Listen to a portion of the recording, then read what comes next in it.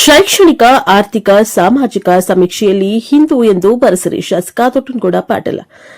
ಕೊಚಗಿ ಪಟ್ಟಣದಲ್ಲಿ ರಾಜ್ಯ ಕಾಂಗ್ರೆಸ್ ಸರ್ಕಾರದ ವತಿಯಿಂದ ಮತ್ತು ಕಾಂಗ್ರೆಸ್ ಸರ್ಕಾರದ ಆದೇಶದ ಮೇರೆಗೆ ಇಂದಿನಿಂದ ದಿನಾಂಕ 22/9/2025 ರಿಂದ ಕನಿಷ್ಠ 15 ದಿನಗಳವರೆಗೆ ರಾಜ್ಯದಲ್ಲಿ ಶೈಕ್ಷಣಿಕ ಮತ್ತು ಆರ್ಥಿಕ ಹಾಗೂ ಸಾಮಾಜಿಕ ಜಾತಿ ಸಮೀಕ್ಷೆ ರಾಜ್ಯದಲ್ಲಿ ನಡೆಯುತ್ತಿದೆ. ಆದ್ದರಿಂದ ಎಲ್ಲಾ ಜನರು ತಮ್ಮ ತಮ್ಮ ಜಾತಿ ಧರ್ಮದ ಕಾಲಂನಲ್ಲಿ ನಾವುಗಳು ಎಲ್ಲರೂ ಹಿಂದೂಗಳು, ಆದ್ದರಿಂದ ಧರ್ಮದ ಕಾಲಂನಲ್ಲಿ ಮಾತ್ರ ಹಿಂದೂ ಎಂದು ಬರೆಸಿರಿ ಎಂದು ಶಾಸಕ ಹಾಗೂ ವಿಧಾನಸಭೆ ವಿರೋಧ ಪಕ್ಷದ ಮುಖ್ಯ ಸಚೇತಕ ದೊಡ್ಡನಗೌಡ ಪಾಟೀಲ್ ಹೇಳಿದರು. ಇಲ್ಲಿನ ಕೊಪ್ಪಳ ರಸ್ತೆಯ ಸರ್ಕ್ಯೂಟ್ ಹೌಸ್ನಲ್ಲಿ ಸುದ್ದಿಗೋಷ್ಠಿಯನ್ನ ನಡೆಸಿ ಮಾತನಾಡಿದ ಅವರು, ಆದರೆ ಈಗಾಗಲೇ ಕೇಂದ್ರ ಸರ್ಕಾರದ ಜನಗಣತಿ ಜೊತೆಗೆ ಜಾತಿ ಗಣತಿ ಮಾಡಬೇಕು ಎಂದು ಕೇಂದ್ರ ಸರ್ಕಾರ ನಿರ್ಧಾರ ಮಾಡಿದೆ. ಆದರೆ ಈ ರಾಜ್ಯ ಕಾಂಗ್ರೆಸ್ ಸರ್ಕಾರ ಎಲ್ಲರ ವಿರೋಧದ ನಡುವೆ ಈ ಸಮೀಕ್ಷೆಯನ್ನ ಮಾಡಲು ಹೊರಟಿದೆ ಎಂದು ಆರೋಪಿಸಿ ಮಾತನಾಡಿದರು. ಈ ಸಂದರ್ಭದಲ್ಲಿ ಬಿಜೆಪಿ ಪಕ್ಷದ ಜಿಲ್ಲಾ ಉಪಾಧ್ಯಕ್ಷ ಕೆ ಮಹೇಶ್, ಪುರಸಭೆ ಅಧ್ಯಕ್ಷ ಮಹಾಂತೇಶ್ ಕಲ್ಬಾವಿ, ಮಾಜಿ ಬಿಜೆಪಿ ಮಂಡಲದ ಅಧ್ಯಕ್ಷ ಬಸವರಾಜ ಹಳ್ಳೂರು, ಮಾಜಿ ಪುರಸಭೆ ಅಧ್ಯಕ್ಷ ಹಾಗೂ ಹಾಲಿ ಸದಸ್ಯ ಅಮ್ಮಣ್ಣ ಬಜೇಂತ್ರಿ, ಬಿಜೆಪಿ ತಾಲೂಕು ಮಂಡಲದ ಅಧ್ಯಕ್ಷ ಮಹಾಂತೇಶ್ ಬಾದಾಮಿ, ಪುರಸಭೆ ಸದಸ್ಯ ರಾಜೇಶ್ ಪತ್ತಾರ, ಜಯತೀರ್ಥ ಆಚಾರ, ದೊಡ್ಡಪ್ಪ ನಾಯಕ, ವಾದಿರಾಜ ಸೇರಿದಂತೆ ಹಲವರು ಉಪಸ್ಥಿತರಿದ್ದರು. News bureau Kushtagi. ಎಲ್ಲವೂ ಕೂಡ ದುಬಾರಿಗಳಾಗ್ತಕ್ಕಂಥ ಈ ಸಂದರ್ಭದಲ್ಲಿ ಕೇಂದ್ರ ಸರ್ಕಾರ ಒಂದು ದಿಟ್ಟ ನಿರ್ಧಾರವನ್ನು ಕೈಗೊಂಡು GST ಕಡಿಮೆ ಮಾಡೋದ್ರ ಮೂಲಕ ಮಧ್ಯಮ ವರ್ಗದವರಿಗೆ ಮತ್ತು ಬಡವರಿಗೆ ಉಳಿತಾಯ ಮಾಡ್ತಕ್ಕಂಥ ಕೆಲವಷ್ಟು ಯೋಜನೆಗಳನ್ನು ಅಥವಾ ಒಂದು GST ಕಡಿಮೆ ಮಾಡಿ ಭಾಳ ಸಿಹಿ ಸುದ್ದಿಯನ್ನು ಕೊಟ್ಟಿದೆ. ಹಾಗಾಗಿ ಕೇಂದ್ರ ಸರ್ಕಾರಕ್ಕೆ ಈ ಸಂದರ್ಭದಲ್ಲಿ ನಾವು ಅಭಿನಂದನೆ ಸಲ್ಲಿಸ್ತೀವಿ. ನವರಾತ್ರಿಯ ಪ್ರಥಮ ದಿವಸ ಆಗಿರೋದ್ರಿಂದ ಈ ಒಂದು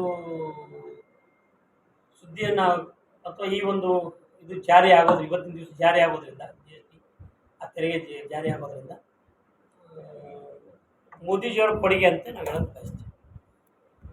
ಒಂದು ಹುಡುಗರಿಗೆ ಎಷ್ಟು ಕೊಡಬೇಕಂತೇಳಿ ಒಂದು ಶಿಫಾರಸು ಮಾಡಬೇಕಂತ ಕೇಂದ್ರಕ್ಕೆ ಮಾನ್ಯ ಮುಖ್ಯಮಂತ್ರಿ ಸಿದ್ದರಾಮಯ್ಯನವರು ಒಂದು ತಯಾರಿ ನಡೆಸ್ತಾ ಇದ್ದಾರೆ. ಅದು ನಿಮ್ಮ ಒಂದು ಪಕ್ಷದಲ್ಲಿ ಅದು ವಿರೋಧ ಆಗ್ತಾ ಇದೆ ನೋಡಿ. ಅದು ಯಾವುದೇ ತನಾಗಿರ್ತಕ್ಕಂಥ ಸಭೆಯನ್ನು ಕರೆದಿಲ್ಲ, ಯಾರನ್ನೂ ಕೇಳಿಲ್ಲ ಅವರು.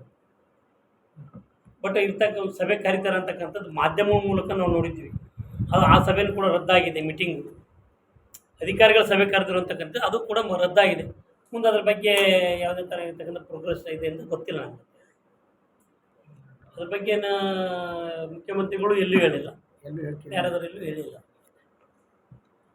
ಇರ್ತಕ್ಕಂಥದ್ದಕ್ಕೆ ಭಾಳಷ್ಟು ಜನರ ವಿರೋಧ ಇತ್ತು.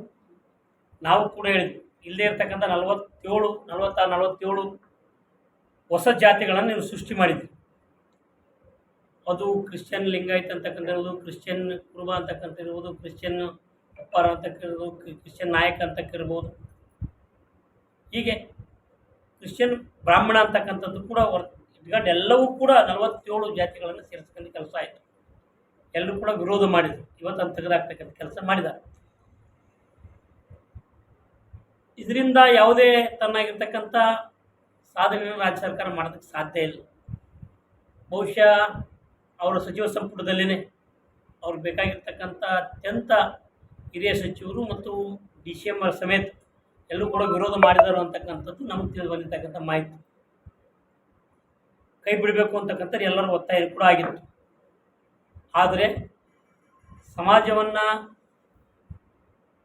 ತುಂಡು ಮಾಡಬೇಕು, ಹೊಡಿಬೇಕು ಅಂತಕ್ಕಂಥ ಉದ್ದೇಶ ಇದೆ ಏನು ಗೊತ್ತಿಲ್ಲ ಮಾನ್ಯ ಮುಖ್ಯಮಂತ್ರಿಗಳಿಗೆ. ಈ ಒಂದು ಸಮೀಕ್ಷೆಯನ್ನು ಹೈಕಮಾಂಡ್ನ ಹೇಳಿ ಅವರ ಒತ್ತಾಯದ ಮೇರೆಗೆ ಇವತ್ತು ಮಾಡ್ತಕ್ಕಂಥ ಕೆಲಸ ಕೂಡ ಪ್ರಾರಂಭ ಆಗಿದೆ. ಹಾಗಾಗಿ ಇದು ಎಷ್ಟು ಮಟ್ಟಿಗೆ ಯಶಸ್ವಿ ಆಗುತ್ತೋ ಗೊತ್ತಿಲ್ಲ. ಯಾಕಂದರೆ ಕೇವಲ 15 ದಿವಸಗಳಲ್ಲಿ ಮುಗಿಸ್ಕೊಡ್ತೀವಿ ಅಂತಕ್ಕಂಥದ್ದು ಹೇಳಿದ್ರೆ 60 ಕಾಲಮ್ಗಳಿವೆ. ಅದರಲ್ಲಿ ಒಂದು ಮನೆಗೆ ಹೋದ ಮೇಲೆ ಒಂದು ಕ್ವಶನಿಗೆ ಕನಿಷ್ಠ 30 ಸೆಕೆಂಡ್ ತೆಗೆದುಕೊಂಡ್ರೂ ಕೂಡ 60 ಕಾಲಮ್ಗಳಿಗೆ ಎಷ್ಟಾಗ್ಬೋದು ಅಂತಕ್ಕಂಥದ್ದು ನಾವೆಲ್ಲರೂ ಕೂಡ ಅರ್ಥೈಸ್ಕೊಳ್ಬೇಕಾಗಿದೆ.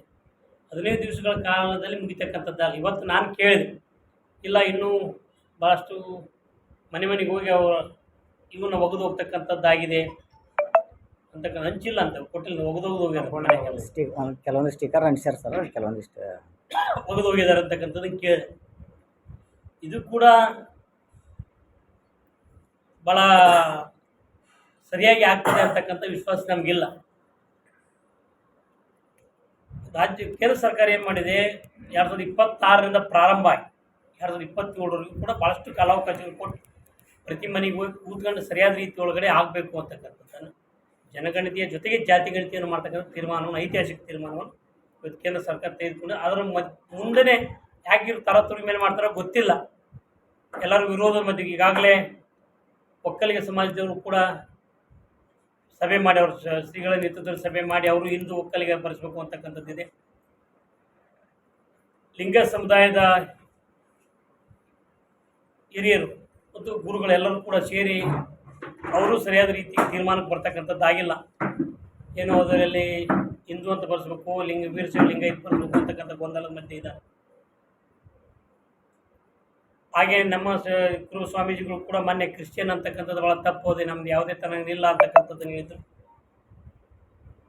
ಹಾಗೆ ಮಡಿವಾಳ ಸಮಾಜದ ಶ್ರೀಗಳು ಹೇಳ್ತಕ್ಕಂಥದ್ದು ಇರ್ಬೋದು, ಉಪ್ಪಾರ ಸಮಾಜ ಶ್ರೀಗಳು ಇರ್ತಕ್ಕಂಥದ್ದು ಇರ್ಬೋದು, ಬೇರೆ ಎಲ್ಲ ಸಮಾಜದ ಗಾಣಿಗ ಸಮಾಜದ ಗುರುಗಳು ಕೂಡ ಒಂದು ಕಡೆ ಇರ್ತಕ್ಕಂಥದ್ದು, ದೇವಾಂಗ ಸಮಾಜದ ಗುರುಗಳು, ಹೀಗೆ ಎಲ್ಲ ಥರನಾಗಿರ್ತಕ್ಕಂಥ ಗುರುಗಳು ಕೂಡ ಅದರ ವಿರೋಧ ಮಾಡಿರ್ತಕ್ಕಂಥದ್ದು ನಾವು ನೋಡ್ತೀವಿ. ಆ ಸಮುದಾಯ ಮತ್ತು ಆ ಗುರುಗಳು ಅದರ ಮಧ್ಯೆ ಮಾಡೋಕ್ಕೆ ಹೊರಟಿರ್ತಕ್ಕಂಥದ್ದು ಯಾವ ರೀತಿ ಆಗುತ್ತೆ ಗೊತ್ತಿಲ್ಲ. ಅದಕ್ಕೆ ನಾವೊಂದು ಜನರಿಗೆ ಅಭಿವೃದ್ಧಿ ಕೆಲಸಗಳು, ಮೆಕ್ಕೆಜೋಳ ಬೆಳೆಗಳಿರ್ಬೋದು ಅಥವಾ ತೊಗರಿ ಬೆಳೆ ಇರ್ಬೋದು, ಈಗಾಗಲೇ ಇದು ನಮ್ಮಲ್ಲಿ ನಿರಂತರವಾಗಿರ್ತಕ್ಕಂಥದ್ದು. ನಾನು ಎಲ್ಲ ಕಡೆ ವಿಸಿಟ್ ಮಾಡಿದ್ದೀನಿ ಮಳೆ ಬಂದಿದ್ದ ಸಂದರ್ಭದಲ್ಲಿ.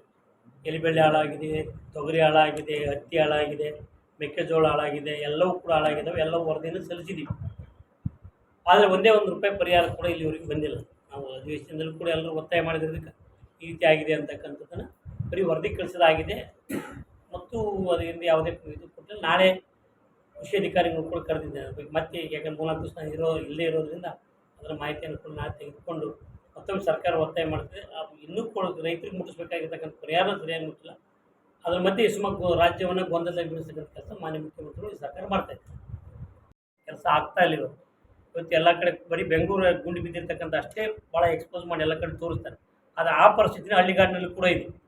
ಅಷ್ಟೇ ಮಳೆಗಾಲ ಆಗಿ ಎಲ್ಲ ರೋಡ್ಗಳು ಕೆಟ್ಟೋಗಿದ್ದಾವೆ. ಅವನು ಮುಚ್ಚೋದಕ್ಕೆ ನಮ್ಗೆ ಆಗ್ತಾ ಇಲ್ಲ. ಅದಕ್ಕೆ ನಾವು ಹೇಳ್ತಕ್ಕಂಥದ್ದು, ಅಭಿವೃದ್ಧಿ ಮರೆತ, ಭ್ರಷ್ಟಾಚಾರದಲ್ಲಿ ನಿರತ, ಇದು ಇವತ್ತು ಕಾಂಗ್ರೆಸ್ನ ಸಾಧನೆ.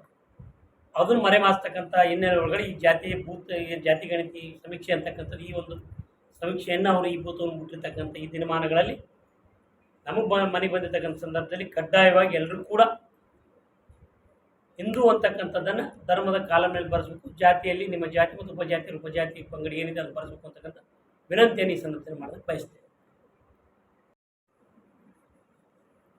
ಇವತ್ತು ತುರ್ತಾಗಿ ತಮ್ಮೆಲ್ಲರೂ ಕೂಡ ಕರೆತಕ್ಕಂಥ ಉದ್ದೇಶ ಇಷ್ಟೇ. ಭಾರತೀಯ ಜನತಾ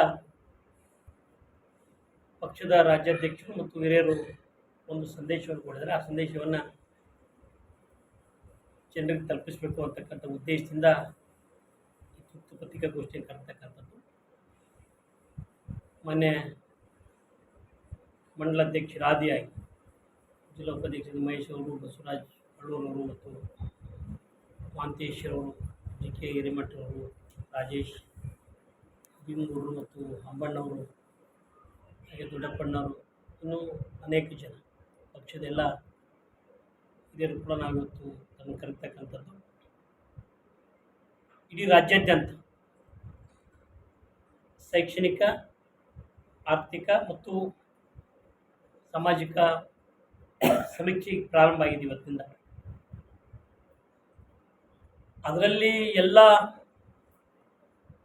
ಜನರು ಕೂಡ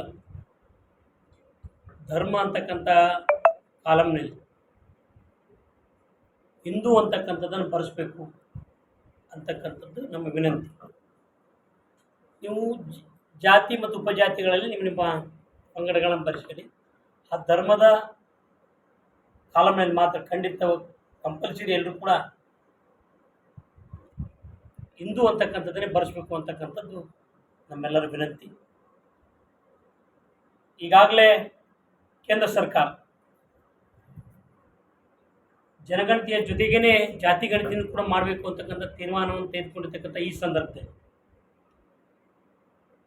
ಬಹುಶಃ ಎಲ್ಲರ ವಿರೋಧದ ನಡುವೆಯೂ ಕೂಡ ಇವತ್ತು ಈ ಸಮೀಕ್ಷೆಯನ್ನು ಮಾಡೋದಕ್ಕೆ ರಾಜ್ಯ ಸರ್ಕಾರ ಹೊರಟಿದೆ.